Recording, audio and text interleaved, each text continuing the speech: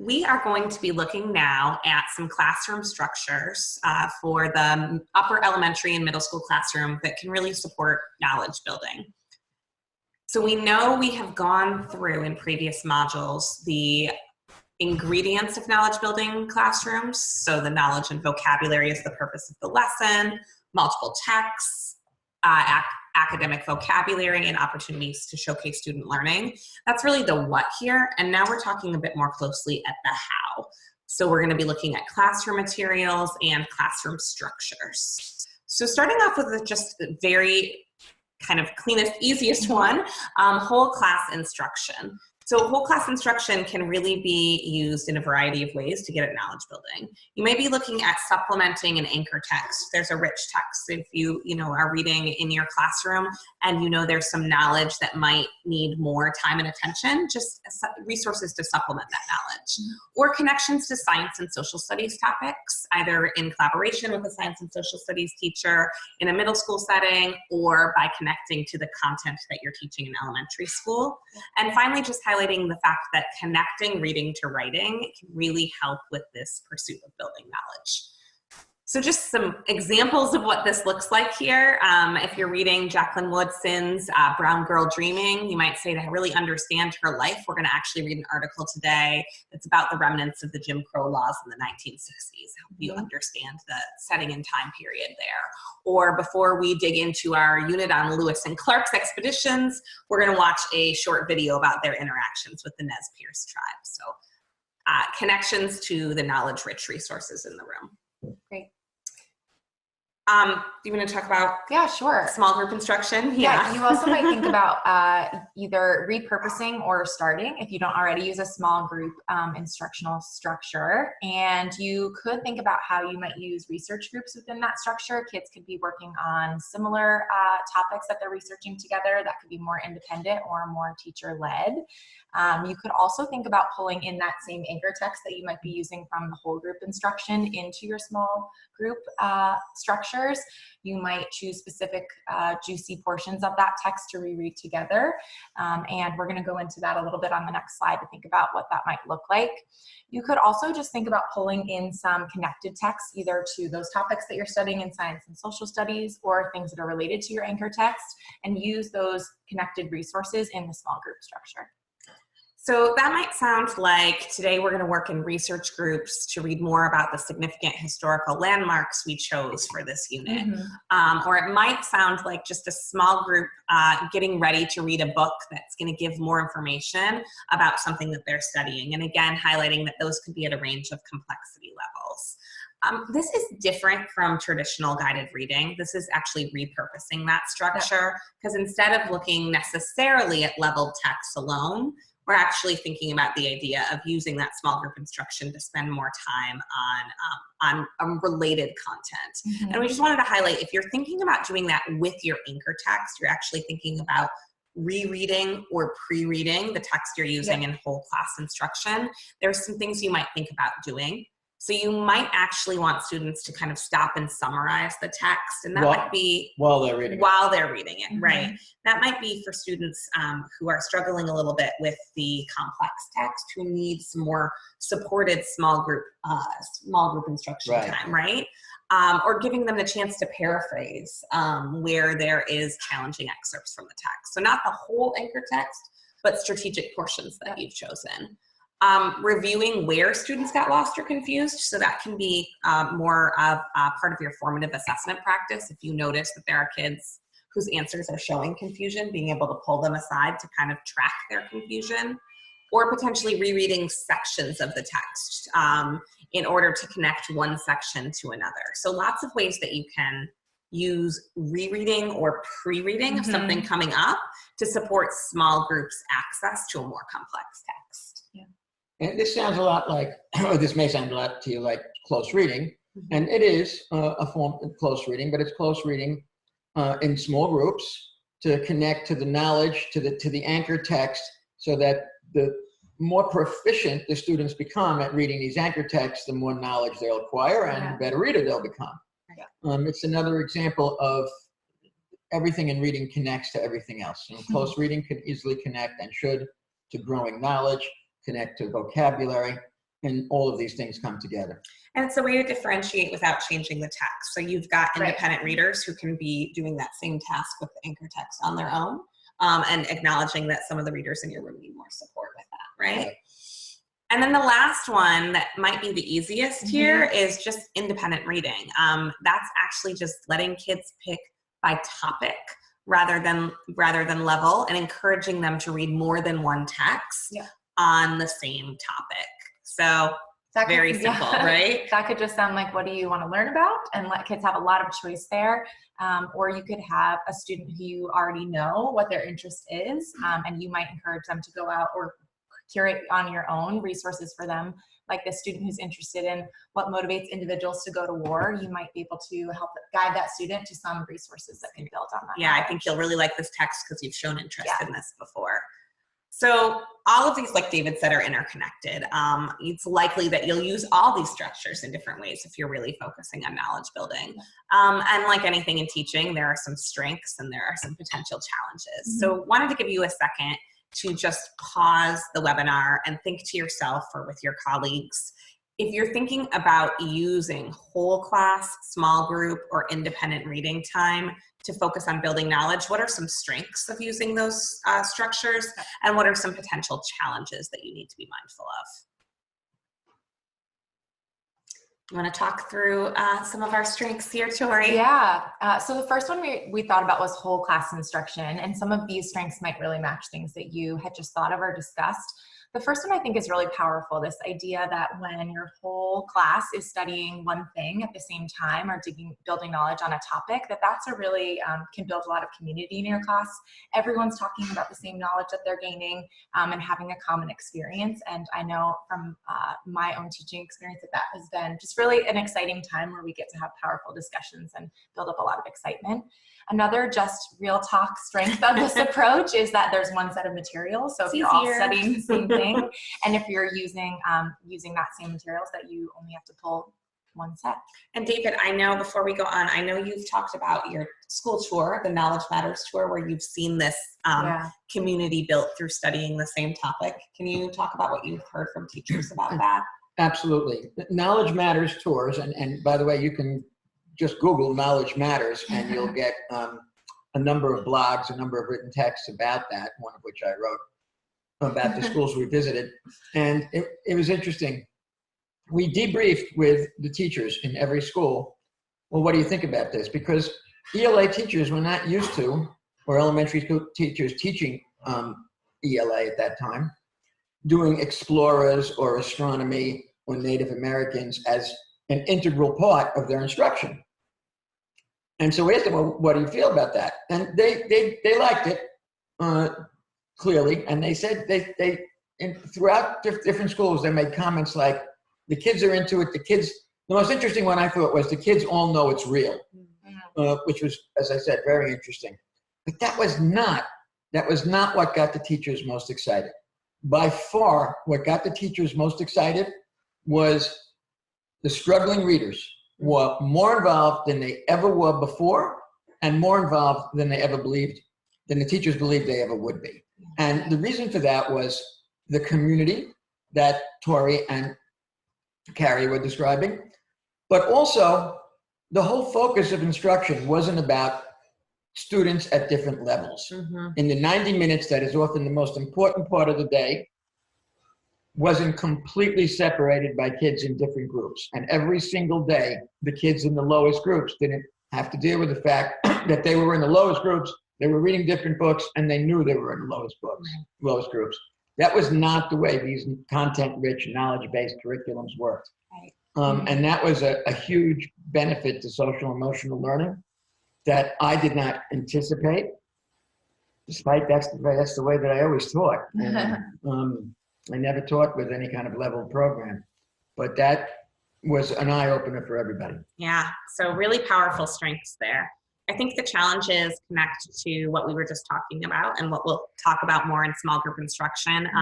When you're studying the same content with a class full of diverse learners, you need to vary the scaffolding. Just giving complex text to all does not solve for the needs of all the students there. So thinking about the teacher's role in scaffolding is a consideration. Complex text to all without any scaffolding is what Doug Fisher referred to the pass and pray method.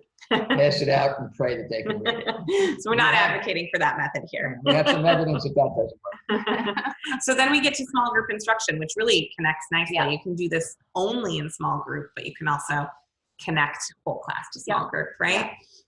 Yeah, thinking about sort of the challenges and how the small group instruction can be used to support some of those challenges of the whole group, thinking about varied opportunities to meet student needs, and how you can use that small group structure to really get to how you need to support different readers in your room. And that goes along with built-in differentiation. If you're using a small group structure, you already have that structure in place that you can make those changes for different groups in your room. And that could work for all different types of materials that are knowledge building, and specifically the whole group set of materials, that one set. You could really think about how to leverage small group time here. Challenges. Maybe some of you thought of this as you were thinking or discussing, but you could need multiple sets of materials, or at least thinking about different types of scaffolds that students will need, even if you're using the same materials, and time. Time to do this, time to plan for it. So just a different need, but I think a really powerful result if you're using small group time well for knowledge building. And then for independent reading, one strength really around independent reading is just the miles on the page, right? Kids reading, and that obviously at a variety of complexity levels here. Kids reading based on interest and just generating active time for them to have a volume of reading. And then some student voice and choice here if they are picking their topic. It doesn't mean, by the way, choice doesn't have to mean all the choices in the world, right? You can have the choice be based on the resources you have. So we have 5 new text sets today that I printed from various sources that I'm going to let you all pick from in the classroom library, for example, or even choices of reading that are connected to the whole class instruction, the anchor text there. But some challenges obviously are monitoring that student independent reading, and then organizing your resources. If you have a classroom library or a way of students, I know in middle school settings, if you have multiple classes, this can be even more challenging. And once again, having time for this to work into your school day. Right. So something to think about while you're talking about these structures and what it means in your classroom. We've talked a lot about complex text, and I think there's been a lot of conversation about that as part of this work. We know that complex text is very important for a number of reasons, and we have a lot of resources on Achieve the Core to help you utilize complex text in your classroom, but it's not the be-all and end-all in and of itself. We want time for students to have close reading with rich complex text. We also want time for students to have a volume of reading, as we were just talking about on the last slide. And so that might be a range of complexity levels. That might be with lighter teacher support, and it might be in those small groups or independent reading time. So just thinking about this as a both and rather than an either or is important here. So hopefully those structures will be helpful to you as you're setting up your knowledge building, knowledge rich classroom. Let's take a look now at what knowledge building looks like in high quality instructional materials in the upper elementary and middle school grades. If you happen to have a program that does this, or if you're considering procuring, there's a lot to be said for high quality instructional materials and the fact that publishers can really set up the student experience to be knowledge building. An example on your screen comes from EL Education. EL Education is an open source curriculum, which means the student-facing materials and the lessons are free. As we talk about a lot on the literacy team here, the books are never free, so there are always purchases that schools have to take on for these kinds of materials. But as you can see, they're set up in knowledge building modules. So this is 8th grade.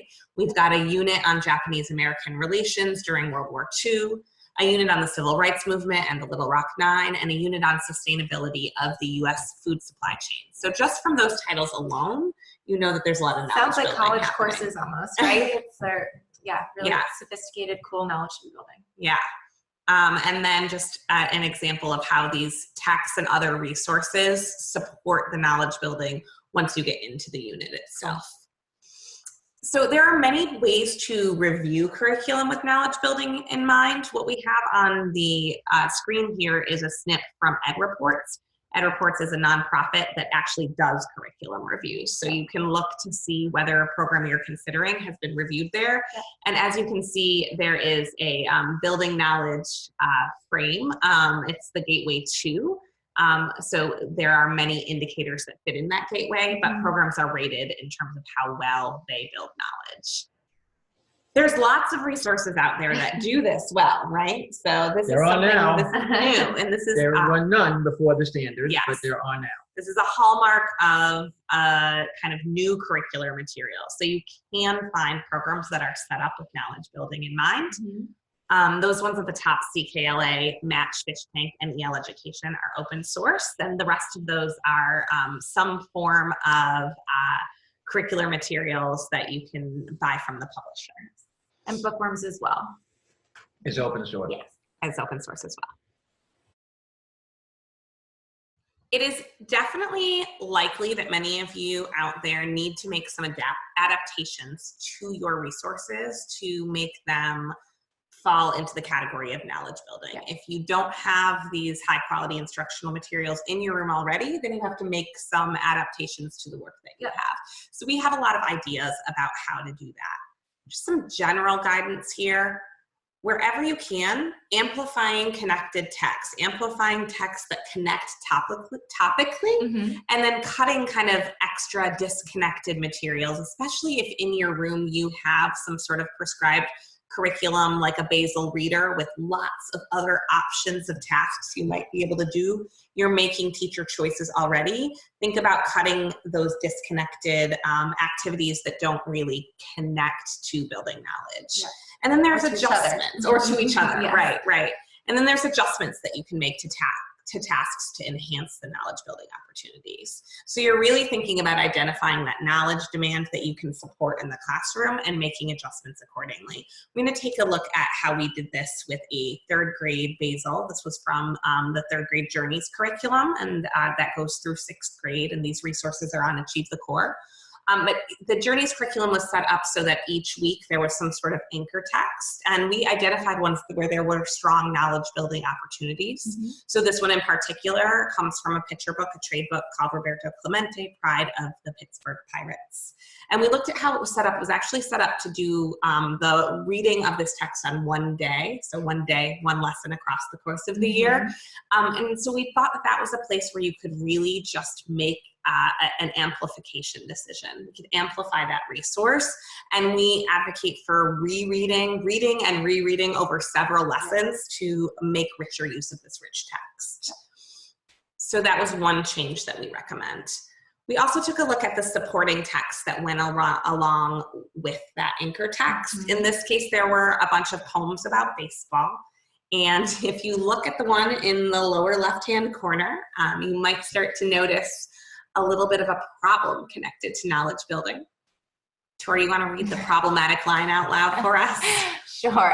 The ball game is over, and here's the score. They got 97. We got 94. So if you know about baseball, expert resident expert, have you ever seen a score of 97 to 94? No, you don't get that. It's pretty impossible. So it might be a fun poem, maybe something to read quickly if you want to keep it, but it's really actually not contributing to knowledge building. There are probably some other resources that would do a better job of building knowledge either about baseball or Roberto Clemente. So we would recommend cutting that one in terms of preserving time. And actually, to understand that complex text, the story, you need to know a bit about baseball to follow what's happening. So in this case, this would really not help kids to access that rich text.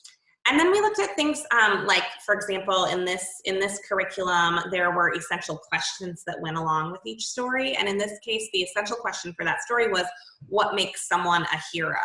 And there's a few reasons why we wanted to make an adjustment here.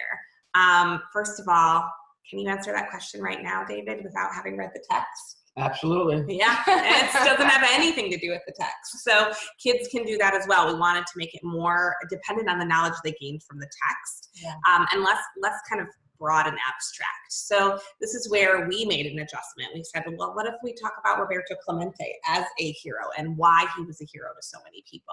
Yeah. So just an adjustment. Not the most complicated adjustment in terms of on the teacher end, but a huge difference in terms of the student's purpose for learning. Yeah. This adjustment not only will add to students' knowledge, but it makes them go back into the text for evidence, and that will add to their reading ability. Whereas the original could be done without any going back to the text, and therefore has no influence on reading ability. So this is a significant adjustment. Yeah, and it certainly levels the playing field, as you were saying, of having all kids need, having them have the opportunity to showcase what they learned from this text.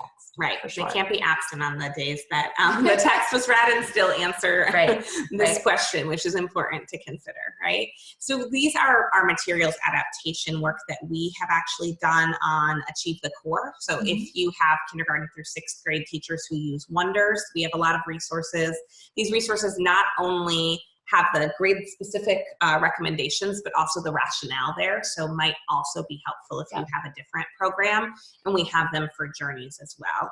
And those can be kind of, well, we call them MAP because Materials Adaptation Project acronym, but actually they give a map through the program to think about how to pull out the best resources and where to supplement or supplant. And I just want to reinforce that if you're not using Journeys or Wonders, you could definitely get a sense of these kind of adjustments for any other basal that you're using. From reading the guidance documents especially. There's a range of anthologies. We did something called the Anthology Alignment Project, and that is by, that's 6th through 11th grade. They're by story and by program. So you can also take a look there to see if there are either programs that you use in your classroom or stories that you've used before that you want to take a look at, not just the resource, but also the text-specific questions and tasks that are included to kind of help you enhance use of those resources. We also have the Basal Alignment Project for the younger grades. Yes, that's which does exactly the same thing for the upper elementary grades. That's right. Thank you. And you can do this with your own program as well. So any program that you're using, you can think about identifying the knowledge found in that most complex anchor text, taking a look at what makes that text complex, and then thinking about where knowledge building can really enhance the student experience. So if that knowledge complexity itself is really high, it might be a time to front load some reading resources that can help them gain access, right? Yeah. Give them a few easier reads in small groups or independently that would help them to get more out of the text.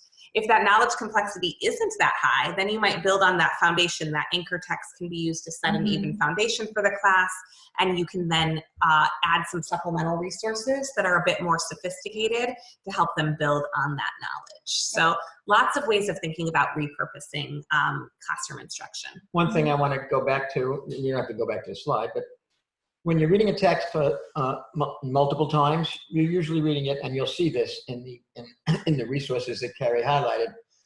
You don't just read it, reread it. You reread it for different purposes each time, which allows you to go deeper into the text to get more knowledge, and also to learn more about the text and to become a better reader. So it's not just reread. It's multiple reads for different purposes. For different purposes. Great. And then we have some suggestions of what you can do with your independent reading time as well. So some of you might have classroom libraries that you use as a system for checking out books. And we encourage you to think about, instead of displaying those by student reading levels or having kids pick from texts that are just right for them, displaying them by topic in categories. So kids can say, oh, you've got books about the solar system and I love space. I eat up those books. I want to read more.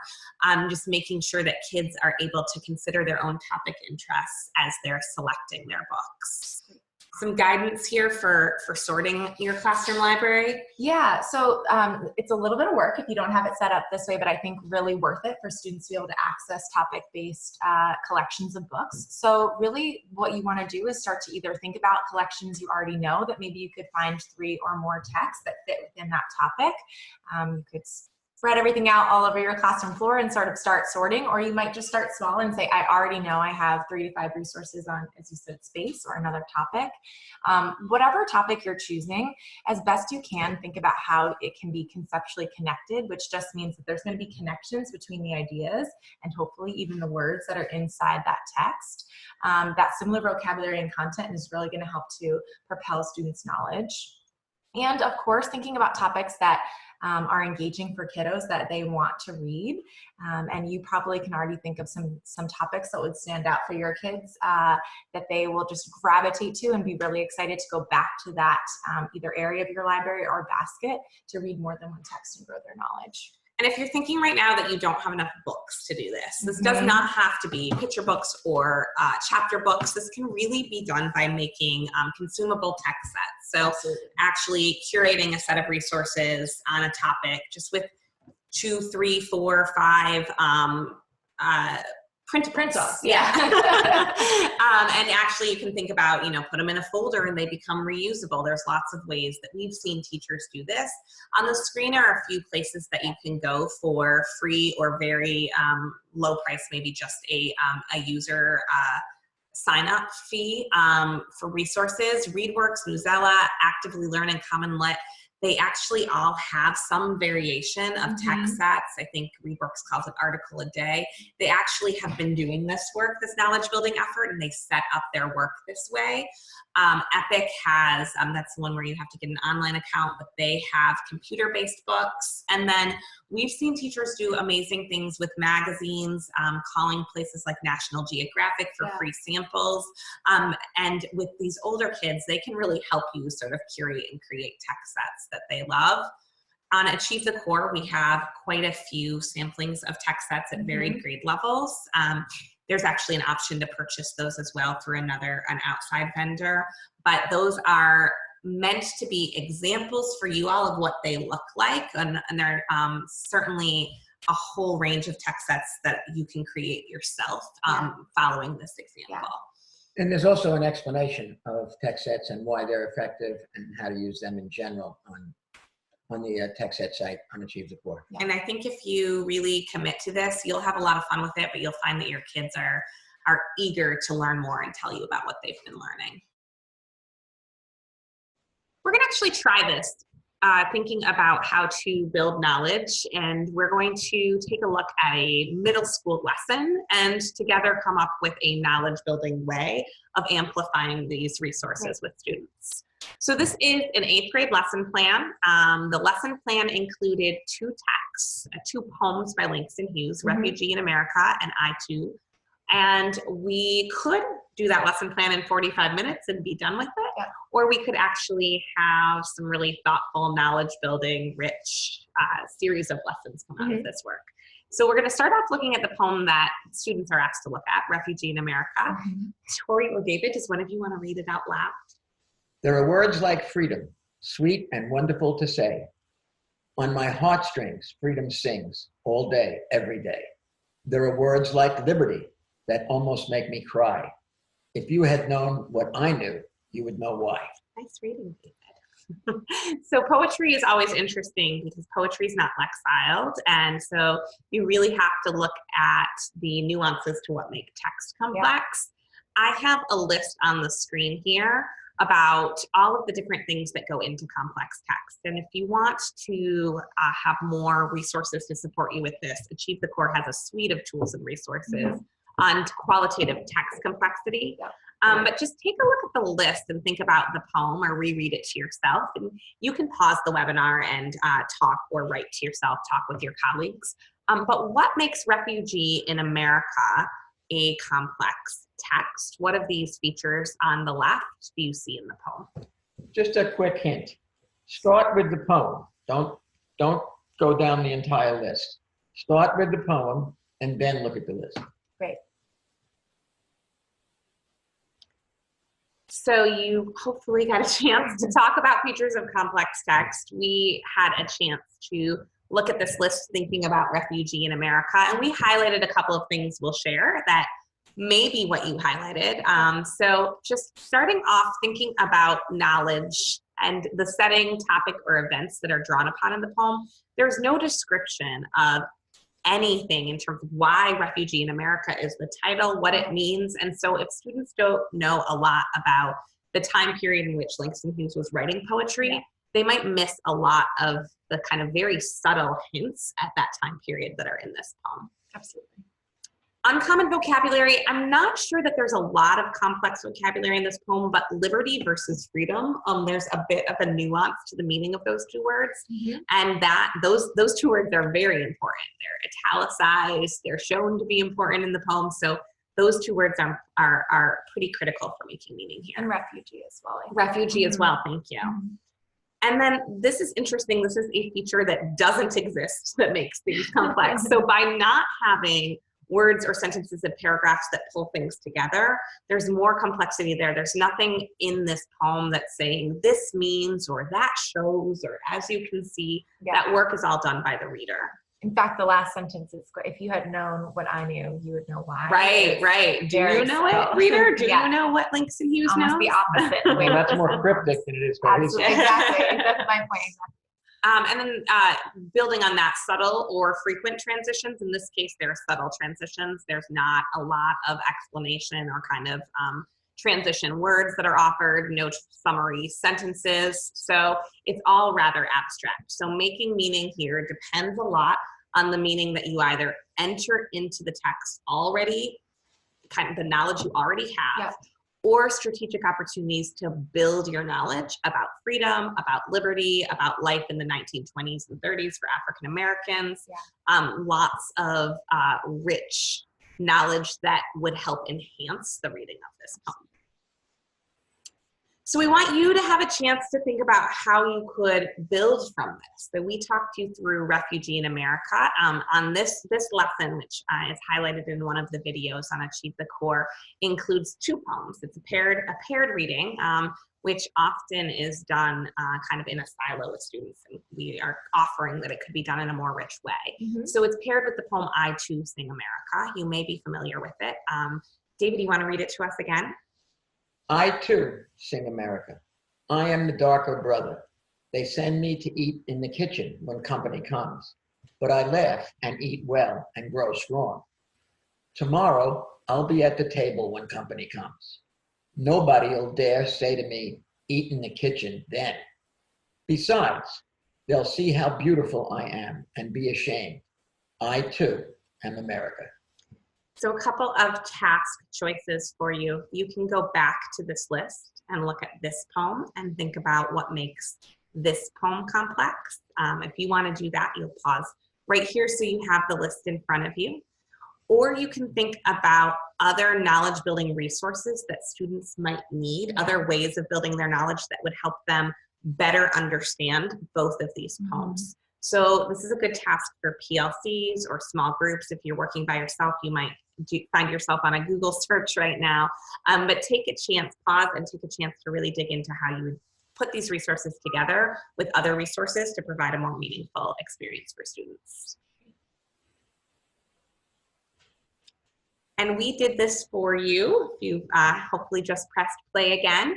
We took a look, and it's always asking an awful lot. And we want to be careful with our resource vetting. It's why I personally believe that high quality instructional materials that do this work for the teacher can be such an asset, because a team of editors can really vet resources.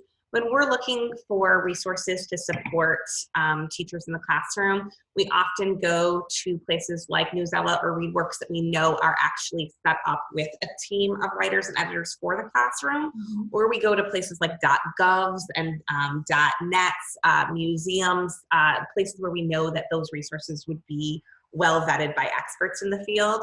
So we were thinking knowing more about Langston Hughes himself would be helpful. So here's an example of a biography that you can find on Newsella on Langston Hughes, giving students knowledge about him as a person and his life and how that's reflected in his poetry. Tori, you suggested the Library of Congress here. I often find high quality resources on the Library of Congress website. This one is particularly neat because it includes some multimedia. This video here describing a little bit more about the context of Langston Hughes and his poetry. There's also some additional text below, so this could be a great way to enhance student experience in a quick way. Yeah, and this is a kind of a web-based speech. The speaker talking about Langston Hughes. And then we looked at some museum resources, and we found that we could connect not just Langston Hughes himself, but to the Harlem Renaissance. The National Museum of African American History, in partnership with the Smithsonian, has a bunch of resources, and this is a text that's a printable text that is really helpful in terms of describing the Harlem Renaissance, and that would really give students more meaningful context for when those poems were written. Yeah. David, anything you would add that you might go looking for? No, I was thinking of the name of another library in Harlem that was right near our school, and I'm not getting the name back. I'm not retrieving the name. But libraries and museums are a great place to get the more historically accurate, really carefully curated text that can be used in a rich way with students here. It's so interesting to think about the difference between reading those two poems and the next day going, if you're in a poetry unit, just going to another poet, versus this experience of getting to sort of really deeply understand these two poems because of all the additional knowledge that you'll have about Langston Hughes in the time period. Really, really cool. You can imagine the dinner table conversation. Yeah. You can imagine that this 12 or 13-year-old is actually sharing some of the facts they've learned with their parents around the dinner table, or you know, in the car, wherever we're talking about. If you are just forcing your kids saying, what are you learning about? They will have an answer there, right? Yeah. And so it's the interaction here between the classroom materials, being thoughtful and careful about materials that are rich and build knowledge, and those classroom structures, whole class, independent reading in small groups, to give students a much richer experience with this poem, with the series of poems, and with the background knowledge that can support students' understanding here. I want to go back to something Carrie said about that's why we point out materials that do this, because it's very difficult for a teacher to put all of this together. This approach to literacy, content-based literacy, was researched first by a guy named John Guthrie, pretty much in the 1980s and 90s. And what he did was, with fifth grade, he would go in and he would develop just the kind of things we're talking about. For X amount of weeks, students would study a topic, and the reading and the writing and everything else, any trips they took, any videos they saw, would all be focused on this topic. And skills would be integrated into it, and speaking and listening would be integrated into it. And he did this for years. It was essentially his life's work. And every assessment that he gave of it, every time they compared it to basal programs or traditional level reading programs, the students who used this, it was called concept-oriented reading instruction, CORI, C-O-R-I, very easy to find. And the students using CORI outperformed the other students on every assessment given. Yet, I've asked this of thousands of teachers. Few know who John Guthrie was, and of course, few do this. Why? It's very difficult. To put together all of this is a lot of work, because when you finish one 5 or 6 week unit or module, whatever, and you got to start the next one. And that's why materials that do this are so important. And that's why we're so fortunate that now, since the advent of the Common Core, we have many content-rich programs that are out there for you to look at and think about in terms of future procurement. So depending on where you are right now in terms of your experience in your school, you might have some ideas of how you can do this yourself, a kind of do it yourself version, and also some good connections with high quality instructional materials out there that can show how this can be done in a richer way, right? So exactly, absolutely, right. There are options and choices now that didn't exist 5-10 years ago that can help support teachers in this really worthy goal of knowledge-rich classrooms. And we're going to have on our aligned blog on Achieve the Core a description and explanation of at least 5 of these programs, maybe more. Thank you guys so much. That's it. You did it, and the course is complete. We're so glad you were able to engage in this learning experience with Student Achievement Partners, and hope you found information that's directly useful to you as an educator. If you did find that you enjoyed the resources and want to know more about what we have on Achieve the Core, please visit our website. On achievethecore.org, you'll find professional learning content, including full professional development modules, research, and our aligned blog. You'll also find tools for planning and reflection, and you'll find classroom resources that are ready to use in the classroom or to support educators as they are planning their lessons. We have a community called the Core Advocate Network, which consists of groups of educators committed to Common Core or college and career ready standards and shift-aligned instruction, who work together to support one another and learn from one another. If you want to know more about the Core Advocate Network, please also visit our website or email the email at the bottom of the screen. And we encourage you to engage with us online. You can subscribe on our website for email updates or follow us on social media, Facebook, Twitter, or Pinterest.